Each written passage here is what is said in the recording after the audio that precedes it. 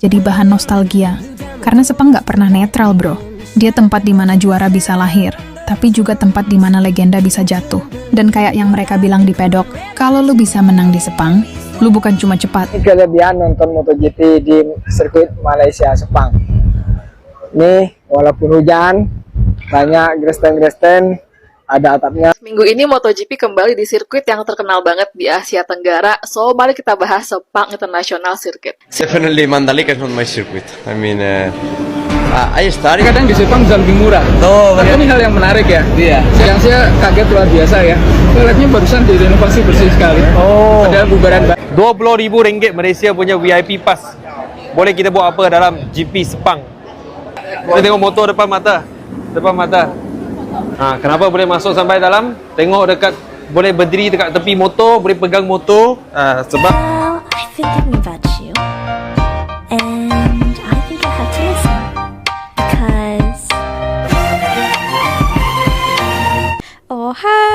Halo, hai semuanya. Apa kabar teman-teman? Jumpa lagi bersama Sari di channel ini. Sari doakan dimanapun kalian berada tetap diberikan kesehatan ya, dipermudahkan, dilancarkan segala apa yang kalian kerjakan. Amin. Oke teman-teman. Nah di sini kita mau membahas pasal sirkuit. Kalau kita membicarakan sirkuit di Malaysia ini, kita ingat Sepang kan. Walaupun Sari pun belum pernah pergi ke sana ya. Mungkin kalau kalian pernah, apa pendapat kalian? Juga pernah heboh ya di Indonesia itu, dan baru saja kalau Sepang itu sudah lama. Nah di Indonesia ada namanya sirkuit Mandalika. Oke, nah tapi kali ini kita akan tengok, ini katanya inilah kelebihan sirkuit MotoGP Sepang. Nah ini adalah review daripada teman-teman Indonesia sendiri. Oke, so jom kita tonton videonya bagaimana. Let's go. Oke, ini kelebihan nonton MotoGP di sirkuit Malaysia Sepang. Nih, walaupun hujan, banyak gresten-gresten, ada atapnya, tidak kehujanan. Nih, banyak atap-atap dan dibangun ini sudah puluhan tahun, tapi sangat modern walaupun sudah lama ya. Bukan pembangunan sekarang ini, tapi mengalahkan pembangunan yang modern ya. Dibangun zaman dulu, tapi mengalahkan pembangunan yang modern. Inilah sirkuit MotoGP Sepang main grandstand. Oke, yang menonton video ini saya doakan semoga selalu diberikan kesehatan.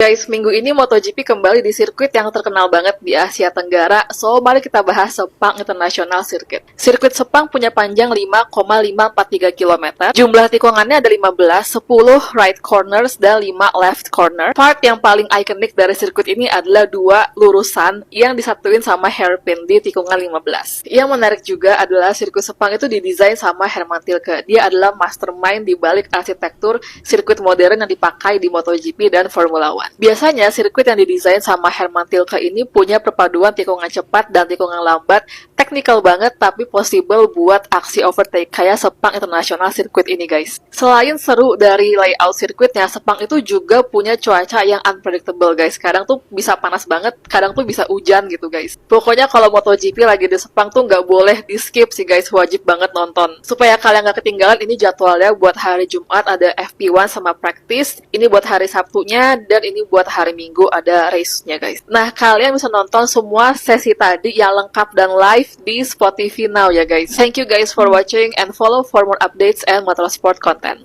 Kritik untuk Sepang di tahun 2016.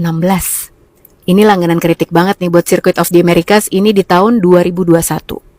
Katalunya, yang sirkuit legendaris ini yang dipakai buat race MotoGP dan F1 bahkan dikritik juga guys. Buat banyak orang, sirkuit ideal itu kayak taman, asri, rapi, dan aman buat ngebut. Tapi Sepang, dia bukan taman, dia hutan hujan yang dikasih aspal. Panasnya bukan cuma dari matahari, tapi dari ego yang kebakar di tiap tikungan. Dibangun akhir 90-an. Sepang itu bukti kalau Malaysia nggak mau cuma nonton dunia, tapi pengen ikut di peta motorsport. Treknya lebar, lurusannya panjang kayak utang, tikungannya tajam kayak gosip tetangga. Dan tiap kali MotoGP mendarat di sini, langitnya kayak ikut adu cepat. Kadang hujan, kadang badai, kadang dua-duanya dalam satu lap. Tapi semua orang tahu, Sepang bukan cuma sirkuit. Dia semacam panggung buat kisah yang nggak pernah basi. Yang paling legendaris, tahun 2015. Rossi lawan Marquez. Dua nama, dua dunia, dua ego yang kebetulan ketemu di garis yang sama. Waktu itu Rossi bukan cuma balapan buat poin, tapi buat warisan. Marquez, dia muda, cepat, dan nggak mau tunduk. Lap demi lap, gesekan makin panas, tikungan jadi tempat baku hantam. Dan di satu momen, yang sekarang dikenal dengan satu nama, Sepang Clash. Dan saat itu dunia seakan berhenti sebentar. Satu kaki Rossi, satu jatuhnya Marquez, satu musim berubah jadi perdebatan tanpa akhir. Sejak itu, Sepang bukan lagi cuma sirkuit, dia jadi simbol. Tentang batas antara kompetisi dan kebencian. Tentang bagaimana satu tikungan bisa ngubah sejarah olahraga. Tiap tahun, saat MotoGP balik ke sini, bayangan itu selalu nongol. Di layar, di pedok, di kepala fans yang belum bisa move on. Dan entah kenapa, makin tua cerita itu, makin renyah digoreng. Kayak luka lama yang malah jadi bahan nostalgia. Karena Sepang nggak pernah netral, bro. Dia tempat di mana juara bisa lahir, tapi juga tempat di mana legenda bisa jatuh. Dan kayak yang mereka bilang di pedok, kalau lu bisa menang di Sepang, lu bukan cuma cepat, lu tahan panas, tahan hujan, dan tahan gosip. Oke teman-teman, nah tadi itu ada juga kakak ini membagi tahu ya kritik untuk Sepang ya. Oke, nah sebenarnya kritikan itu perlu kan, penting juga untuk memperbaiki lagi kan. Malaysia ini pun ataupun Sepang ini pun tidak menutup kemungkinan mesti ada kekurangan ya, dan kalau ada kritikan mesti akan diperbaiki, bukan macam jiran kan dikritik beroyan kan, jangan lagi tuh kan. Kita juga perlu perbaikan ataupun masukan daripada orang-orang daripada luar supaya kedepannya lebih baik lagi. Nah gitu. Nggak jadi di Singapura guys, pindah lagi akhirnya ke Kuala Lumpur. Waktu itu gue pernah bikin konten tentang pemilihan kota di mana akan dilakukan MotoGP launch. Waktu itu alternatifnya ada Bangkok, ada Kuala Lumpur, ada Melbourne, sama Singapura. Terus sebetulnya waktu itu udah pernah diputusin katanya akan di Singapura. Meskipun nggak ada sirkuit MotoGP di sana, tapi Singapura itu dianggap katanya ya akan lebih membuka mata internasional gitu. Tapi akhirnya dibatalin. Terus mereka pindah lagi ke Kuala Lumpur. Alasannya tentu karena alasan logistik. Padahal waktu mereka milih katanya mau launch-nya di Singapura, itu udah dipikirin, kayaknya bisa deh. Abis tim launch, terus udah gitu semua logistiknya akan langsung dibawa lewat jalan darat ke Sepang. Karena paling cuma butuh waktu 3-4 jam. Tapi mungkin setelah dipikirin lagi, ribet juga kali ya. Mendingan langsung di KL aja, terus udah gitu semua logistik udah bisa langsung ditaruh di Sepang. Lebih gampang. Ya iyalah. Jadinya sudah terkonfirmasi tahun 2026 MotoGP launch-nya akan berlangsung di Kuala Lumpur tanggal 6 sampai tanggal 7 Februari 2026. Lanjut lagi dengan pre-season testing. Konten ini buat kalian yang dikit-dikit suka nanya kenapa sih pre-season test MotoGP selalu di Sepang? Kenapa sih nggak di Mandalika aja? Kan sebelumnya gue udah pernah bilang ya, Sepang ini punya longest straight yang bisa mengukur kekuatan dari mesin motor MotoGP. Nih, longest straight-nya. Mau tahu nggak panjangnya berapa? Longest straight-nya, jadi trek yang terpanjang di Sepang adalah tuh 920 meter, hampir 1 kilo. Dan total dari semua nih sirkuit Sepang, besarnya adalah 5,54 km. Jadi Sepang ini memang sirkuit yang besar. Kalau yang ini layoutnya Mandalika, ini adalah longest straight-nya. Kita lihat berapa panjangnya ya dibandingin sama Sepang tadi. Kalau di Sepang tadi 920, ya 1 kilo kurang dikit. Kalau di Mandalika 723 meter. Dan total length-nya, total panjang dari sirkuitnya adalah 4,3 km. Jadi memang Sepang itu sirkuit yang lebih besar daripada Mandalika. Kalau yang ini jarak dari Kuala Lumpur International Airport ke sirkuit Sepang pakai Google Earth 5,3 km. Kalau yang ini adalah jarak dari Airport Lombok ke Mandalika. Tuh 14,9 km. Jadi alasan kenapa Sepang dipilih ya karena sebetulnya secara data yang dikumpulkan di Sepang akan lebih lengkap aja kalau tesnya dilakukan di sana. Gitu aja sih. Tapi kan race di Mandalika juga seru, ya nggak? Oke teman-teman, nah tadi itu ya kita dengarkan sudah macam mana penjelasannya ketika Mandalika ini masih baru saja kan. Mandalika kalau Sepang itu sudah lama dan terlebih dahulu juga ya. Oke, so ketika Mandalika ini tadi katanya tertubuh ya, banyak ramai yang beranggapan Sepang ini akan sepi karena semuanya yang akan menonton itu akan berpindah ke Mandalika disebabkan di daerah Mandalika ini kan cantik pemandangannya kan. Jadi mungkin orang-orang itu datang ke sana boleh sekalian berwisata, melancong gitu ya. Oke, tapi pada kenyataannya sekarang pun Sepang pun masih oke saja dan masih ramai penontonnya ya. Dan Mandalika yang saya tengok yang banyak beredar ya, walaupun saya pun tak pernah kedua ini, tapi saya ada menonton beberapa video review daripada orang-orang yang menonton MotoGP ini. Banyak juga yang mengatakan sepi Mandalika dan bahkan ada video saya tengok kan, orang-orang Indonesia itu lebih memilih ke Sepang menontonnya daripada ke Mandalika. Nanti kita akan dengarkan beberapa alasan mereka itu tadi, orang-orang Indonesia ini kenapa memilih ke negara luar, padahal di negara kita pun ada dan masih baru saja dan baru dibangun ya. Oke, nah ketika dulu saya juga ada mendengar dan mendapatkan komentar daripada netizen ya yang mengatakan, bye-bye Sepang, Sepang dan Malaysia akan ketar-ketir. Itulah kata-kata andalan ya. Ketar-ketir lah, akan ketinggalan jauh lah. Padahal kan belum tentu juga kan. Orang masih mempercayai Sepang ya. Oke teman-teman, kita dengarkan beberapa video alasannya. Kenapa ya orang Indonesia ini lebih banyak pergi ke Sepang dibandingkan di Mandalika. Jom. Waktu Mandalika dibuka, tertubuhnya di Mandalika Circuit, ramai cakap, oh mungkin lepas ni fan kurang kat Sepang akan pergi ke Mandalika. And Mandalika pun view-nya cantik kan. But apparently sebab dia dekat dalam pulau, so cost mahal, so Indonesian and most of the foreigners pun akan datang ke Sepang juga. And Sepang pun one of the best circuit. Kita tak deny benda tu, memang one of the best circuit. So bila Mandalika tertubuh, is there any daripada side you yang susah ke macam mana kita nak pastikan kita sentiasa being on the top, tak nak kalah ke Mandalika, ataupun is there healthy competition lah, is there such thing?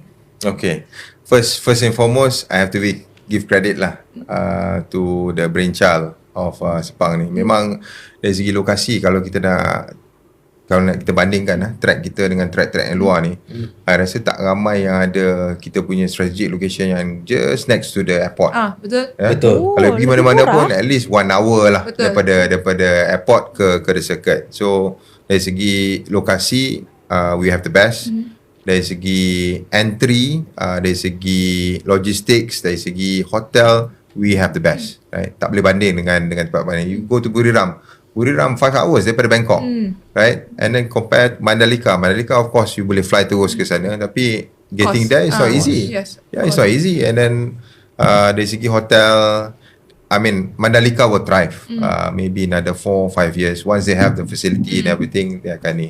But kalau katakanlah kalau Sepang ni diletakkan di Langkawi for example, right? Just imagine the amount of logistic yang we have to go through, right? Untuk and then the cost nak ni semua. But alhamdulillah kita tengok kalau kita bandingkan masa mula-mula Mandalika naik tu, there were some thoughts yang okay lah lepas ni fan daripada Indonesia takkan datang lah ke Malaysia. So ada Mandalika kan. I was there last year and this year also untuk promote MotoGP Malaysia. The rungutan yang I dengar daripada fan-fan daripada Indonesia is ticket is still not as cheap as ours. Sepang. As Sepang, number 1. Number 2, for them to get to Mandalika as compared to untuk dia orang datang ke Kuala Lumpur, lagi murah datang daripada KL. Betul. Especially in the north part of Sumatera, Medan and so on. 45 minit je kot naik kapal terbang daripada sana dari sini, and then hotel ready available. Fan Indonesia ni dia suka duduk dekat Bukit Bintang. Kenapa sih tes pramusim MotoGP selalu di Malaysia? Kok sirkuit Sepang jadi favorit? Sirkuit Sepang dibuka tahun 1999. Nggak lama setelah itu, mulai awal tahun 2000-an, sirkuit ini langsung jadi lokasi tes pramusim MotoGP. Awalnya tes banyak dilakukan di Eropa dan Australia, tapi Sepang menang di banyak hal. Layoutnya lengkap banget, tikungan cepat ada, tikungan lambat ada, 2 trek lurus panjang, motor bisa dites total, mesin, ban, dan aerodinamika. Cuaca tropis Malaysia juga ekstrim, panas, lembab, kadang hujan dadakan. Cocok buat simulasi balapan keras, plus fasilitasnya modern dan dekat bandara. Makanya tiap awal musim, motor-motor baru MotoGP pertama kali dilepas di Sepang dulu, sebelum bertarung di musim yang sebenarnya. Definitely Mandalika is not my circuit. I mean, I started in the morning, I was riding well, but then in the afternoon I go out and feeling was super strange. In fact, I crashed one time without really pushing. Then I tried to take the bike, ride again in a smooth way. So okay, I get the feeling again, stop in the box, and then I go out and again massive high side without warnings, without a feeling. But yeah, then it's true that when I change the tires, I start to get again the confidence and I start to ride in a good way. But the fact that I crashed already 2 times was not possible to crash a 3rd time. Tomorrow will be another day. Tomorrow we will take again the risk. But today, Kenapa sirkuit Sepang selalu dipilih MotoGP jadi tempat tes pramusim? Kenapa harus Sepang? Kenapa nggak Mandalika aja? Sirkuit Sepang Malaysia dipilih sebagai lokasi tes pramusim MotoGP karena sirkuit ini dianggap mewakili karakteristik sirkuit lainnya. Sirkuit Sepang memiliki berbagai macam tikungan, mulai dari tikungan cepat hingga tikungan lambat. Ini memungkinkan para pembalap untuk menguji berbagai aspek dari motor dan ban mereka. Letak sirkuit Sepang juga memiliki kondisi cuaca yang beragam, yang memungkinkan para pembalap untuk menguji motor mereka dalam berbagai kondisi. Selain itu, sirkuit ini memiliki fasilitas yang lengkap, termasuk pedok yang luas. Sirkuit Sepang juga terletak di lokasi strategis. Letaknya yang dekat dengan bandara memudahkan para tim untuk melakukan perjalanan ke sana. Kunjungi sosial media kami untuk informasi menarik lainnya.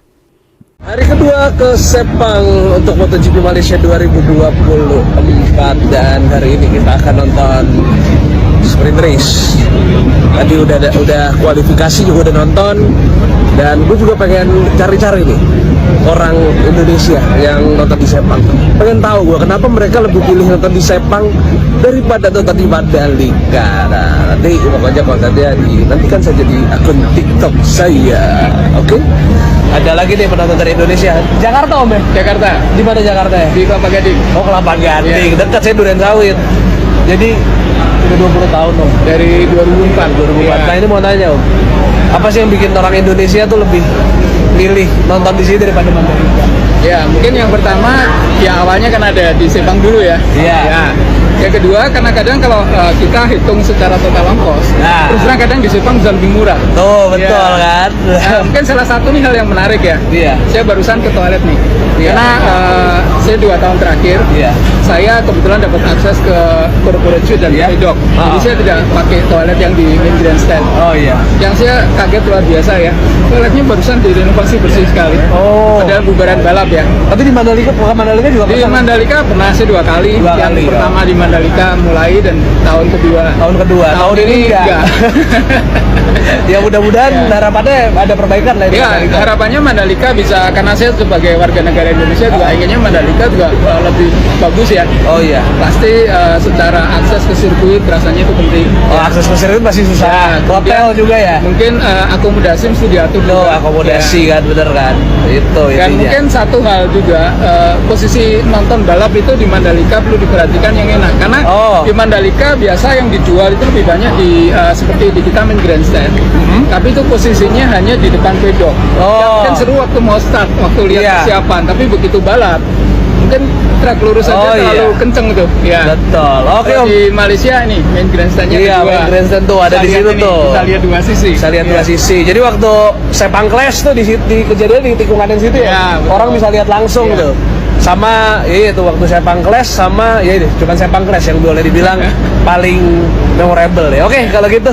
Oke. Nah, ini ada teman MotoGP dari Indonesia.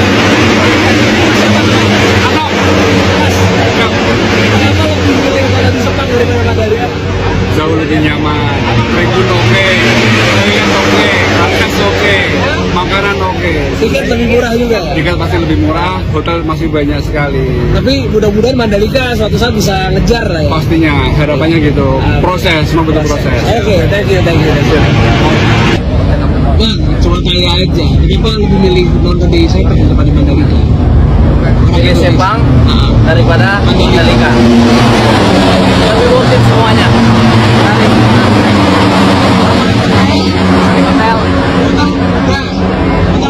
Hotel lebih gampang, terus lebih murah. Terus flightnya. Ini orang Cipinang Jakarta Timur. Tiket pesawat lebih murah. Indonesia, Malaysia daripada Jakarta, Lombok.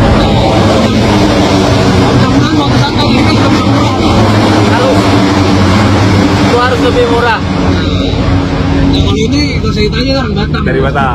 Udah pasti nih. Ukur. 3 jam. Dan Mandalika itu saya harus transit Jakarta atau pilihannya transit Jogja. Kalau direct satu-satunya saya lewat Singapura dulu, baru ke Lombok. Jadi orang dalam ya. RM20,000 Malaysia punya VIP pass. Boleh kita buat apa dalam GP Sepang? Sekarang masuk pit lane. Surah boleh masuk. Semalam nak masuk, tak boleh masuk. Ini hari boleh masuk. Sebab apa? Sebab kita ikut Sultan Cina. Kalau ikut Sultan Cina, mana-mana boleh jalan. Kalau bukan ikut Sultan Cina, tak boleh jalan. Boleh tengok motor depan mata. Kenapa boleh masuk sampai dalam? Tengok dekat, boleh berdiri dekat tepi motor, boleh pegang motor. Sebab kita ada VIP pass daripada BKX Gresny Racing. Saya pun sudah tak tahu berapa puluh ribu kantung dekat sini. Berapa ribu sini? Berapa ribu? Tapi saya tak perlu duit. Sebab sponsor daripada BKX Gresny Racing. Thank you punya invitation. Lagi satu, grip punya card. Masuk track. Sudah boleh masuk track ini. Memang lain macam ni hari. Ini tahun saya datang MotoGP memang lain macam. Saya sudah 12 tahun kerja kedai motor, tak pernah dapat VIP. Tapi ini tahun dapat BKX Gresny bagi punya VIP pass. Masuk track. Tengok motor dekat sini. Motor macam-macam dekat sini. Hai Dija.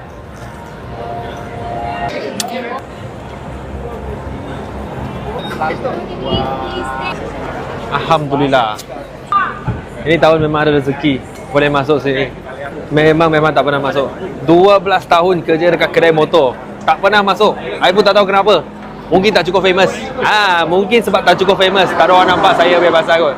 Saya lagi Salim tak pernah masuk 12 tahun kerja dekat kedai motor, tak pernah masuk. Sebab apa? Mungkin sebab tak famous. Orang tak nampak saya. Tapi BKX Gresny Racing dia nampak saya. Terima kasih. Jangan kerja dekat kedai motor. Tak guna. Nampak tak? Ini Malaysia punya MotoGP. Lagi nak cut. Tengok berapa ramai orang. Jangan bagi tahu saya tak ada untung duit ni macam. Malaysia MotoGP lagi nak cut. Oke teman-teman, nah itu tadi ya sudah kita dengarkan alasan-alasannya itu, dan salah satu alasannya tadi diungkapkan diakibatkan kos ya. Ada juga mungkin orang-orang Sumatera yang lebih dekat kepada Malaysia berbanding ke Lombok ya, jauh ya teman-teman. Apalagi kalau orang-orang Medan ya lebih dekat, lebih murah biayanya itu ke Malaysia, ke Kuala Lumpur ya. Mungkin kalau saya beli tiket itu ya, harganya daripada Medan ke Kuala Lumpur sekitar 200 ke 300 ringgit saja. Tapi sedangkan mungkin dari Indonesia, sama Indonesia juga pun mahal ya, daripada Medan ke Lombok itu jauh juga ya teman-teman. Mungkin 2 juta mungkin sampai juga ke sana ya, karena jauh tempatnya. Nah jadi itulah mereka mungkin rasa lebih baik ke Sepang gitu ya, dan juga sekalian wisata sudah keluar negara. Jelas ya. Mami cakap udah situ. Oh thank you Nana. Oke teman-teman, nah itulah ya. Tapi tadi tuh juga ada yang dikatakannya ini jujur ya, secara terperinci sedikit. Disebabkan tadi dia tengokkan kebersihannya. Sampai detail dia katakan kebersihan dekat toilet. Toilet dekat sirkuit Sepang ini bersih ya. secara tidak langsung dia katakan kan, dekat Mandalika tak bersih ke? Kotor ke dekat sana? Saya pun tak tahu lah ya, tapi itu tadi menurut dia, dan dia juga sudah pernah pergi ke Mandalika sebelumnya. Tapi dia perhati toilet dekat Sepang ini sangat-sangat bersih ya. Oke, padahal Sepang ini kan bukannya baru kan? Sudah lama, betul tidak? Kenapa ya? Dekat Mandalika mungkin sana kurang, ataupun orang-orang yang di sana tidak menjaga kebersihan tempat itu, padahal itu kan masih baru tempatnya. Seharusnya kesadaran diri sendiri lah ya untuk orang-orang yang menontonnya. Oke teman-teman, so bagaimana menurut Anda? Mungkin kalau kalian yang menonton video ini, kalian sudah pernah ke dua-dua sirkuit ini, kalian boleh berikan komentarnya, pandangannya menurut kalian. Oke, so segini aja video kali ini. See you on my next video with me, Wisari. Bye!